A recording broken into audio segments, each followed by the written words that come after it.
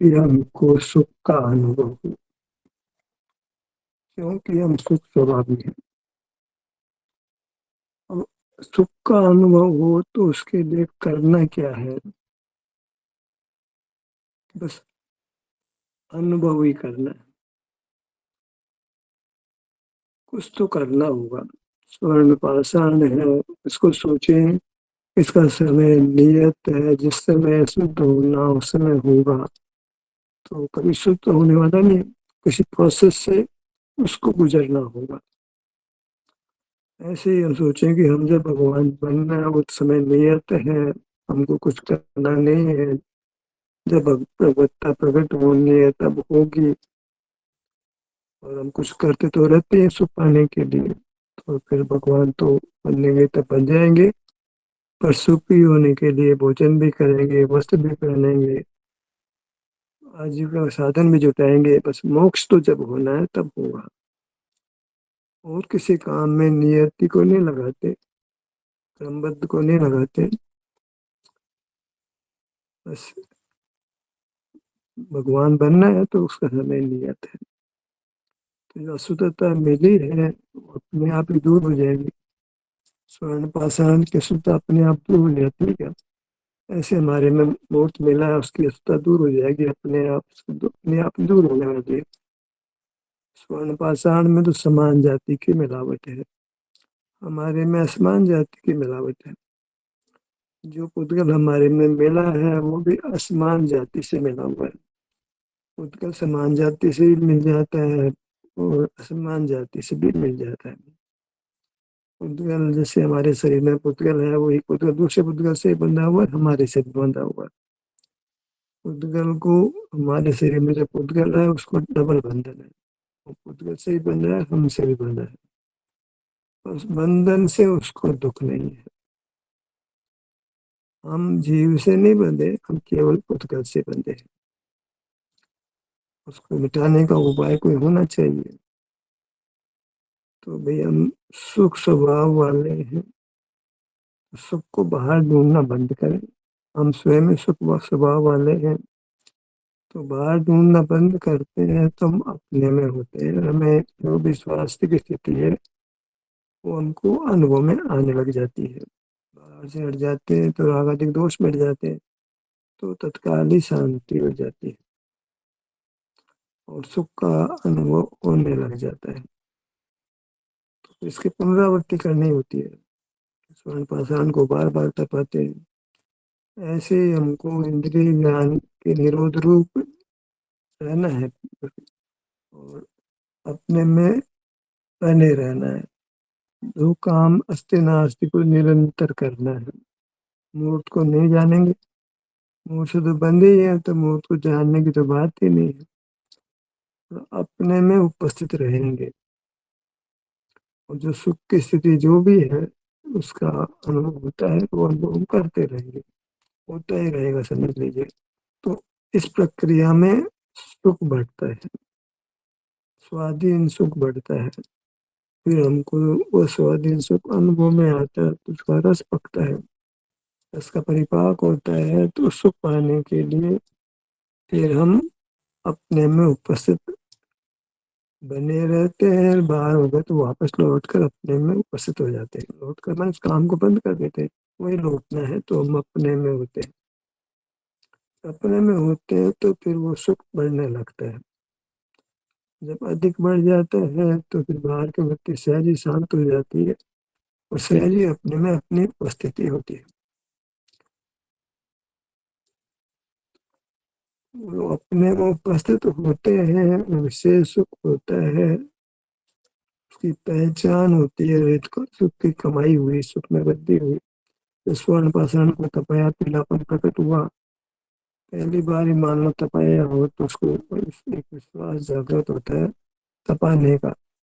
इसी काम को मैं बार बार करूंगा तो ये स्वर्ण पाषाण, जो है मिट्टिया जो भी धातु है वो अलग हो जाएंगी और मेरे को एकदम पीला स्वर्ण मिल जाएगा, शुद्ध स्वरूप में मिल जाएगा।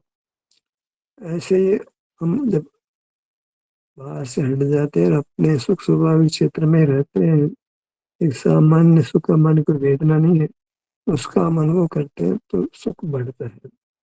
ये नया उत्पादन हुआ।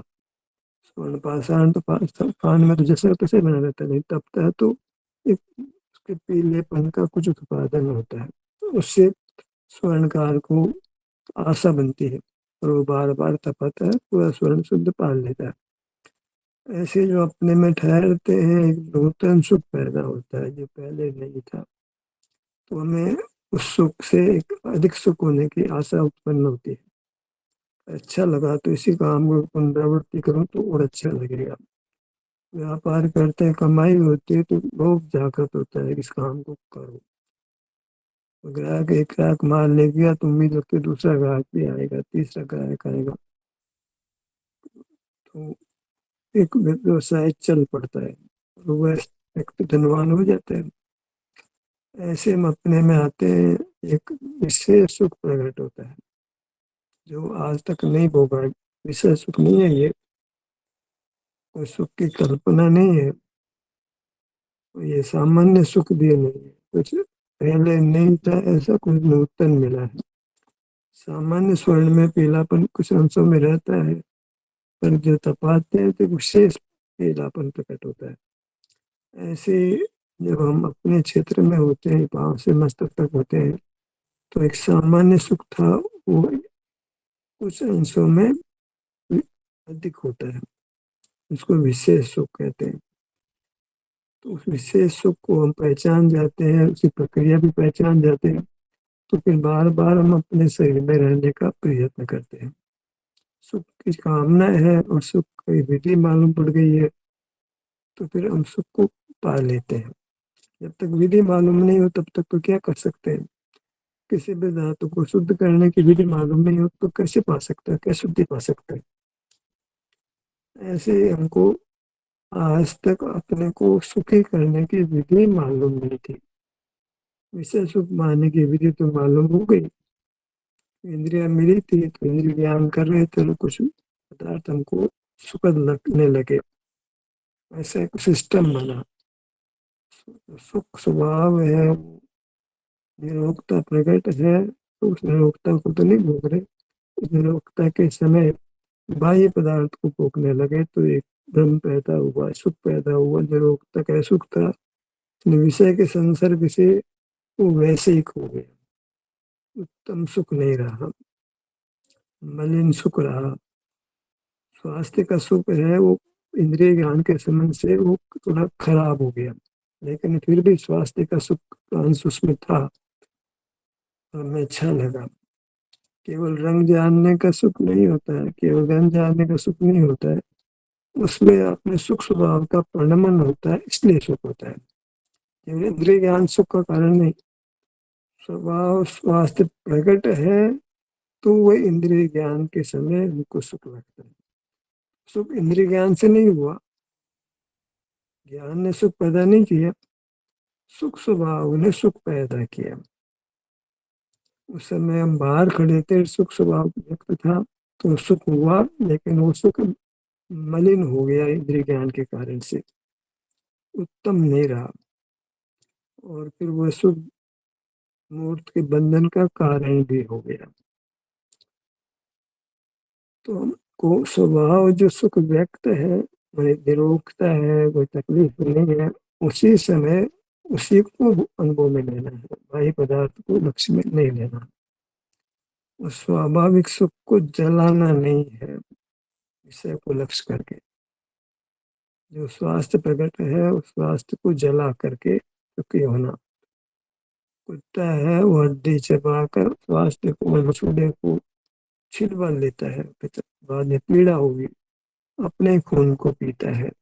सुख हड्डी का नहीं है, खून का ही है, और माना कि हड्डी का है तो फिर हड्डी को बार बार चबाता है, थोड़ी देर बाद ही वो फिर जबड़ा दुख देने लग जाता है, तो फिर हड्डी अपने आप ही छूट जाती है। ऐसे ही विषय सुख छूट जाता है, बीमार पड़ जाते हैं, फिर डॉक्टर के शरण में हो जाते हैं, विषय सुख छूट जाता है और दुख पैदा हो जाता है। ये स्थिति है, जो कुत्ते की स्थिति है वो मनुष्य की स्थिति हो गई है। तो ये अनर्थ समान कहते हैं ना, विषय सुख भोगता हुआ ये मनुष्य जानवर समान होता है। जानवर इसलिए कहते हैं कि जानवरों में सम्यक ज्ञान उत्पन्न होने की संभावना कम होती है, मनुष्य को ज्यादा होती है, क्योंकि त्रियंश के पास कोई देश न ग्रहण करने का साधन तो है ही नहीं। अपने आप ही अनुभव होना उतना कठिन काम है, देश न से हो जाना उतना सुगम काम है। मनुष्य को देश न मिलती है और तो पशु की तुलना में मनुष्य को ज्यादा अनुकूलता रहती है, ज्यादा स्वास्थ्य अच्छा होता है, उम्र भी लंबी होती है। तो पर ये जान नहीं पाता है कि स्वास्थ्य के सुख को कैसे बढ़ाया जाए। सुख प्रकट करने का विधान मालूम नहीं है। विधान इतना ही था कि तुमको विषय सुख नहीं लेना है, विषय दुख में दुख सुख ले आज पड़ता है, कोई लेता कौन है। शारीरिक सुख तो भी आप पड़ता लेता लेना कौन है। सामान्य सुख है, उसको हम पहचान नहीं रहे, भोग तो रहे भाई, अच्छा है अच्छा है करके, तो उसको भोग नहीं रहे। सामान्य सुख की स्थिति में विषय सुख को भोग रहे, नाम कमाने की कोशिश कर रहे, प्रवृत्ति कर रहे। कोई मंदिर बना रहा है, कोई मकान बना रहा है, कोई बच्चों को पाल रहा है, कोई कमाने में लगा है, उस सामान्य सुख को भोगता नहीं। वो शर्त ये है विषय सुख प्रकट करने की, आप सामान्य सुख को भोगो, बाहर पदार्थों को मत ग्रहण करो, पराधीन मत हो। पदार्थ सुख स्वभाव वाले नहीं है, पदार्थों की ओर देखना ही नहीं है, किसी प्रकार से सुख के कारण नहीं है। स्वाधीन सुख के तो निमित्त भी नहीं है, पराधीन सुख के निमित्त तब होते हैं जब स्वास्थ्य अच्छा होता है। उस सुख का कारण तो स्वास्थ्य का अच्छा होना ही रहा, पदार्थ तो नहीं रहा, तो पदार्थ को नहीं ग्रहण करना। जो सामान्य सुख जो पदार्थ को नहीं ग्रहण करते हैं, तो हम अपने क्षेत्र में होते हैं, अपने शरीर में होते हैं, तो सामान्य सुख का लक्ष्य जाता है, सामान्य सुख की ओर हम ढलते हैं। उस यही काम, यही कट ऑफ पॉइंट है जब से विशेष सुख प्रकट होगा। विशेष सुख प्रकट होगा तो हमको आकर्षण होगा, वृत्ति सहजी उतर आएगी। जानवर है, उसको मालिक जो है भोजन देता है, तो फिर अपने आप जंगल से लौटकर उस मालिक के घर आता है, क्योंकि उसने विषय सुख का सेवन कर लिया है। कोई भी सुख सेवन कर लेते हैं, उसकी पुनरावृत्ति करते हैं कि सुख हमको एक समय निरंतर चाहिए, तो हम तो क्या करता रहता है, विषय सुख की पुनरावृत्ति करता है, तो वो तो फिर नेगेटिव हो जाता है। वो तरीका ही नहीं था सुख प्रकट करने का। तुमको तो बगैर पर के आश्रय के पाने में तो सुख नहीं है, तुम्हारे में सुख स्वभाव है, वो ज्ञान के अधीन नहीं है। ज्ञान ज्ञेय को जानते हुए तो सुख आप भोग ही नहीं सकते हो, तो वह सुख ज्ञान के अधीन नहीं है। वो तो ज्ञान का निरोध करने पर विषयों में सुख ढूंढना मन ज्ञान का प्रयोग करना। ज्ञान का प्रयोग करना बंद करते हैं तो हम अपने विस्तार में होते हैं, सामान्य सुख हमारे अनुभव में आता है, वेदना नहीं है। और वह सुख, उसी सुख की पुनरावृत्ति करना। जो सामान्य सुख है उसी को भोगना है, जो सुख सा लग ही नहीं रहा लेकिन दुख नहीं है, ऐसा ऐसी स्थिति है, इसको भी बार बार भोगना। जो प्रकट सुख है भैया उसी को भोगो, जो जो खर्चे सरस्वती त्यों तो बड़े। भाई जो जो सुख भोगेगा, जो अपना है, तो त्यों वह सुख बढ़ेगा। क्या है कि सर्वत्र है ना, सुख के स्थान पर ज्ञान खड़ा कर दिया तो ज्ञान बढ़ेगा। पर हम तो देखते हैं कि ज्ञान करते करते स्मृति खराब हो जाती है वृद्धावस्था में, और भी कई सारे जो है वो आगे आगे वृद्ध होने पर शक्ति हमारी शिथिल होने लगती है, कम होने लगती है, बढ़ने के बजाय घटती है। और सामान्य सुख भी बढ़ने के बजाय नेगेटिव हो जाता है, रोगी हो जाते हैं। अनेक प्रकार के जो अनुकूलता है जो अवस्था में रहती है, कितने कठोर परिश्रम का काम भी कर लेते हैं, अब थोड़े परिश्रम का काम भी नहीं होता है। क्यों ऐसा हुआ? उम्र बढ़ने के साथ में सुख बढ़ना चाहिए था, हुआ काम उल्टा। सभी जीव वृद्धावस्था को प्राप्त होते हैं। पर अपवाद है, सभी होते हैं। तो तीर्थंकर भी बूढ़े होंगे, उनको भी मरण होगा तो नहीं होता है। वृद्धावस्था किस पर हावी होती है, जरा किस पर आती है? जो विषय से सुख लेते हैं तो जरा उन पर आक्रमण करती है। सबको जरा आती है, सब उड़ा पाते हैं, जन्म जरा मृत्यु सबको जीत लेते हैं। कौन? जो स्वाधीन सामान्य सुख का अनुभव करता है। फिर बढ़ता है तो बढ़ने का अनुभव करता है, स्वाधीन का अनुभव करता है। पर पदार्थ के लक्ष्य होने वाले विषय सुख को नहीं ग्रहण करता है। विषय पर पदार्थ लक्ष्य करते विषय दुख होता है, उसको नहीं प्रकट होने देता है। शरीर में दुख हो कदाचित होता है तो उसको भी शांति से सहन करता है, बाहर पर को तो लक्ष्य में नहीं लेता है। और वहां भी सर्वथा दुख होता हो ये बात में सुख का अंश व्यक्त रहता है, तो वो जान लेता है कि दुख के मध्य भी अगर वो शरीर पर बना रहा तो अनेक भाव वेदना रहित भी है, नहीं तो जुड़ने मात्र से ही सुख होने लग जाता है। तो वेदना मिटती है तो सुख लगता है। तो अपने क्षेत्र में होते ही एक विशेष सुख जो आज तक उसने नहीं भोगा था, अनुपम सुख, उसके उपमा लोक में नहीं है, क्योंकि लोक में तो विशेष सुख है। एक शारीरिक विशेष सुख, शरीर में सामान्य सुख तो था भाई, कोई तकलीफ नहीं, कोई तकलीफ नहीं, कोई तकलीफ नहीं है, सब स्वस्थ है, स्वस्थ है, मैं अच्छा हूँ, ये बोल सबका ही है। अरे अच्छा हूँ इसको नहीं भोग करके विषय सुख को भोगता है, विषय सुख पाने का प्रयत्न करता है। तो ये सामान्य सुख है, ये भोगने योग्य है। इसको नहीं जानते कैसे भोगो। पर इसको भोगने की तरीका ये है कि तुम पर का लक्ष्य छोड़ दो। जहाँ सुख नहीं है वहां तुम परिश्रम मत करो, वृथा का प्रयत्न मत करो, जड़ पदार्थों को विषय मत बनाओ। वृथा का प्रयत्न है, वह सुख तो नहीं देगा, दुख देगा।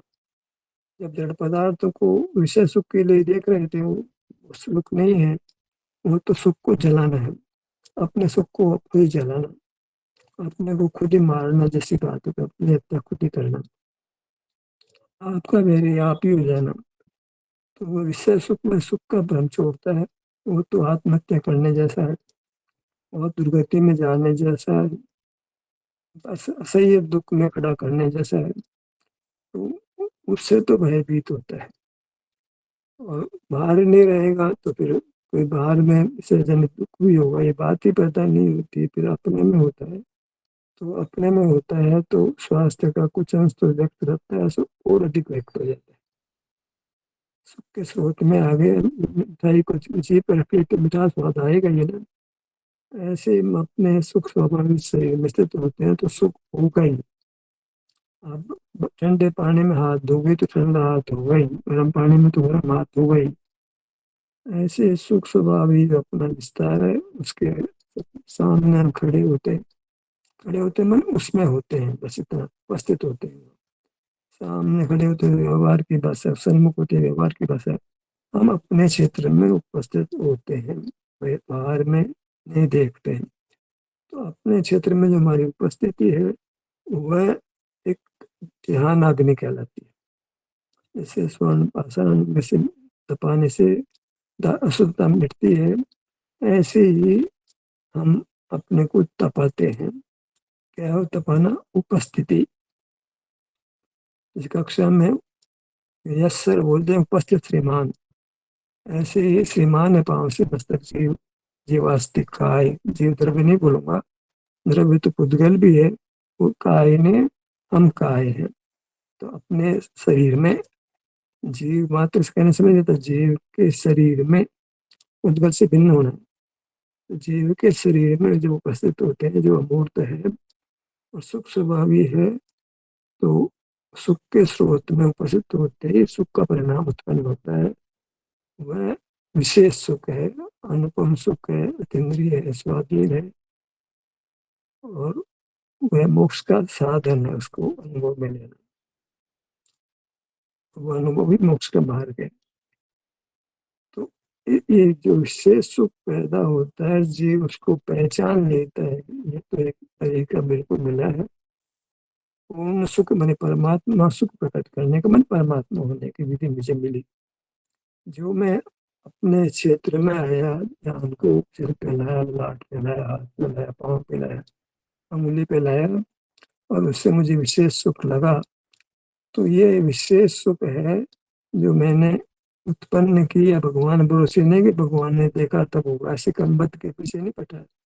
आप यत्न करता है, तो क्रमबद्ध को याद करने की दरकार ही नहीं है। हमने विधि विधान समझ लिया,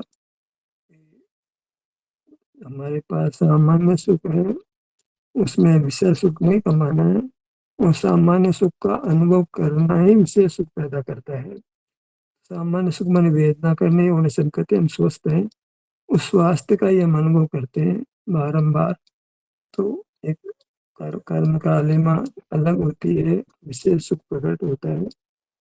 अब विशेष सुख की पहचान हो जाती है, ऐसा सुख तो मैंने पहले कहीं भोगा ही नहीं था। ऐसा सुख तो मैंने पहले कहीं भोगा ही नहीं था। ये तो अनुपम है, अद्भुत है। इसी सुख का भोग करके मैं भव समुद्र को पार कर लूंगा। यानी लखी भव सिंधु तरु, लखी नहीं, इसी सामान्य सुख का जो अनुभव के पीछे सुख प्रकट हुआ, ऐसा जो अपने मुख से उपस्थित रहने से जो सुख अनुभव में आता है, उसी सुख का अनुभव करते मैं भव सागर में दुख के सागर को पार करके सुख के सागर को पार लूंगा। अभी तो मानो असीम दुख है, हालांकि दुख कभी असीम नहीं होता है, पर इतना अधिक होता है कि असीम में लगता है। सुख असीम हो जाता है, वो भी एक साथ नहीं होता है, धीरे धीरे सुख बढ़ता है। बरसात आती है, तालाब में पानी धीरे धीरे बढ़ता है। तो ऐसे ही हम अपने में होते हैं उपस्थित, तो धीरे धीरे सुख की बर्बादी होती है, और एक समय पूरा तालाब भर जाता है बारिश में। ऐसे ही ये सभी सुख पूरा प्रकट हो जाता है, और फिर उस सुख को कौन छोड़ेगा। फिर वो मोह ही नष्ट हो जाता है, इंद्रियां ही नहीं होती है, सिद्ध परमात्मा बन जाता है। तो प्रवृत्ति के ज्ञान के साधन ही नहीं रहते हैं, ज्ञान क्रिया के साधन ही नहीं होते हैं।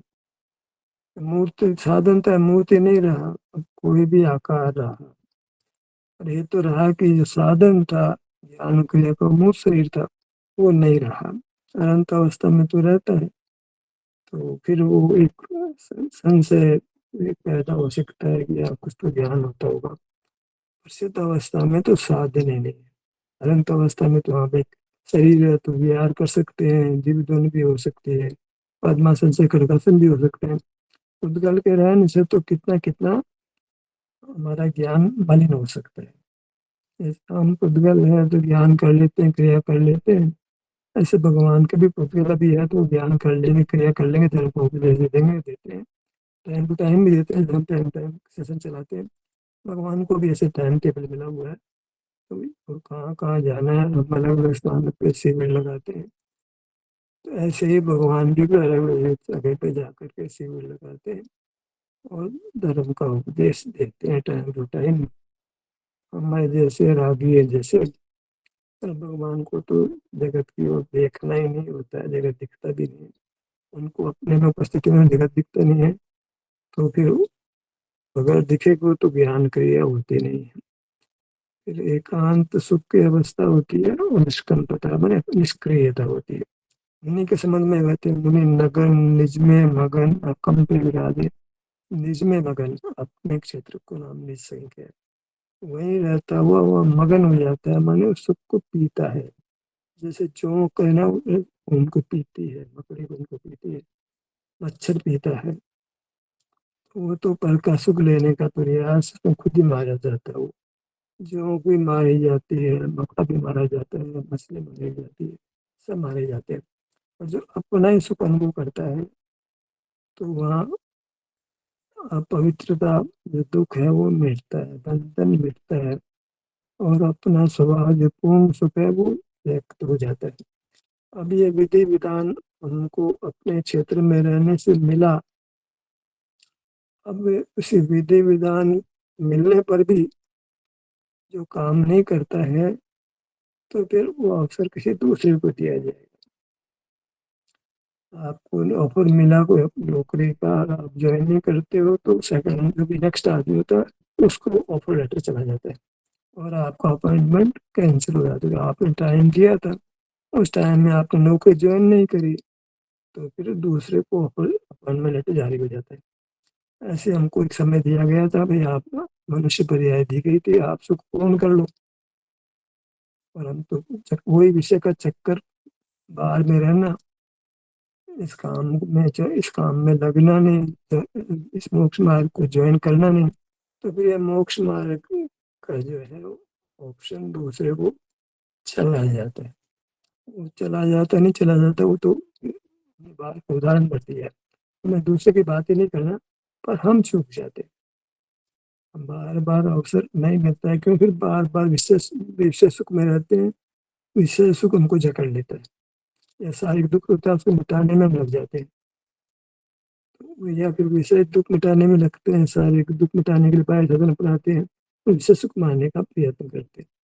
जो विधि विधान तक सामान्य सुख जो शरीर का स्वास्थ्य का था, इसको हम सुख ही नहीं मान रहे थे। जैसे स्वर्ण में कुछ पीलापन सही नहीं दिखता है, ऐसे सामान्य सुख शरीर में स्वास्थ्य का था, वो में सुख लग ही नहीं रहा था तो सही सुख वो लग नहीं रहा था, वेदना नहीं तो बहुत बड़ा सुख था, और उसको हमने सुख रूप से पहचाना नहीं, विषय सुख को सुख रूप से पहचाना, उसके लिए प्रयत्न करते रहे। अब शुद्धि आई कि यार वो सुख तो झूठा था, पराधीन था, और अब इसे हमें वेदना नहीं, ये सही सुख है, भले ही हमें सुख सा नहीं लग रहा, पर ये सुख वास्तविक पूर्ण सुख का अंश है। अब इसी को मैं भोगूंगा तो मल्टीप्लाई करेगा, फिर संख्यात होना पड़ेगा, संख्यात होना पड़ेगा, फिर सीम हो जाएगा। आगे आगे सुख में वृद्धि ज्यादा होती है, संख्या अधूरी होती है, संख्या अधूरी होती है, फिर अनंत मन सुख पूर्ण हो जाता है। ऐसा एक सहज का क्रम है, जैसे स्वर्ण पाषाण भी क्रम से तपता है, फिर ऋषि पूरा प्रकट हो जाता है। कार चलाते हैं तो पहले धीरे स्पीड लेती है, फिर तेज लेती है, फिर पूरी तेज हो जाती है। ऐसे ही हमारे स्वरूप में रहने की स्थिति गति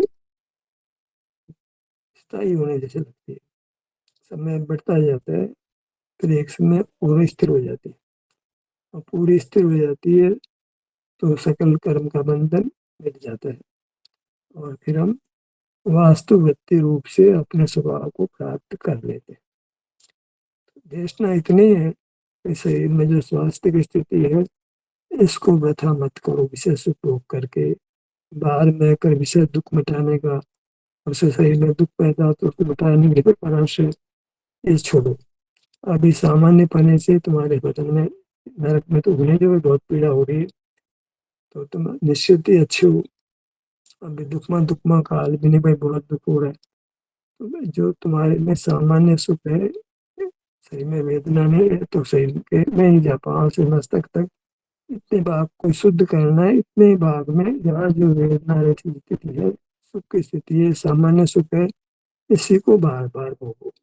अपने क्षेत्र में सामान्य सुख हो तो अपने क्षेत्र में रहो, और सामान्य सुख को भोगते रहो, इस अवसर को मत गवाओ। ये अवसर चूक गए तो फिर चूक गए। अब बाहर के लोग मेल जोल में दुनिया भर के व्यवहार निभाने में कि किसी के दिए के बेटे का इसकी शादी है, इसके जन्मदिन है, ऐसे पागलपन में इस व्यवहार में मनुष्य जन्म के सामान्य सुख भोगने का अवसर है, वो लोग में अच्छे कहलाने के चक्कर में पागल पागल मत बनो। लोगों की नजर में अच्छे बन के तुम अपने सुख को खो दोगे।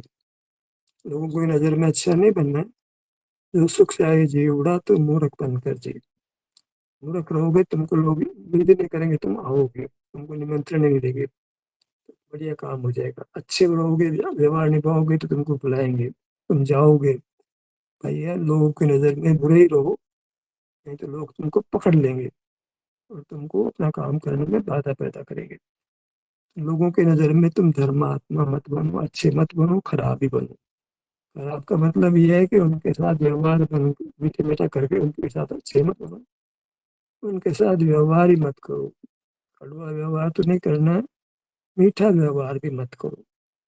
बहुत सावधान रखो जगत के साथ, यह कड़वा व्यवहार करने का तो मतलब ही नहीं है, मीठा व्यवहार भी जगत साथ नहीं करना, क्योंकि उससे वैसे एक सुख होगा और हम फंस जाएंगे।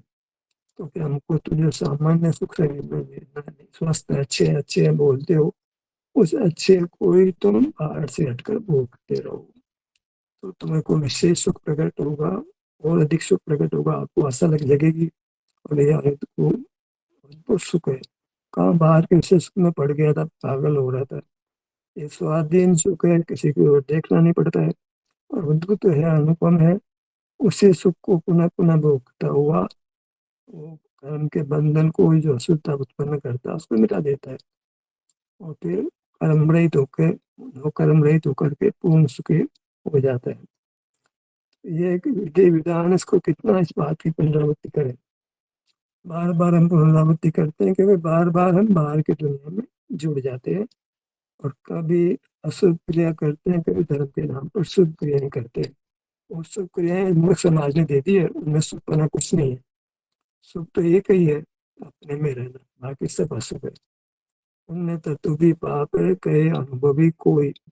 पाप से पुण्य अच्छा है, अनुभवी कहता नहीं, पाप पुण्य दोनों पाप ही है। पाप पंचनाटम, पुण्य करता है, पुण्य भी पाप है, ये तो करने की बात ही खत्म हुई। पाप पंचनाट पुण्य करना नहीं, वो भी पाप ही है, तो पंचनाट की बात ही खत्म हो गई।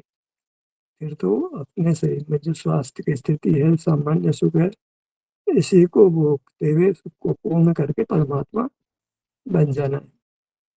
मेरी बात में पुनरावृत्ति बहुत करता हूँ, अपनी बात समाप्त करता हूँ।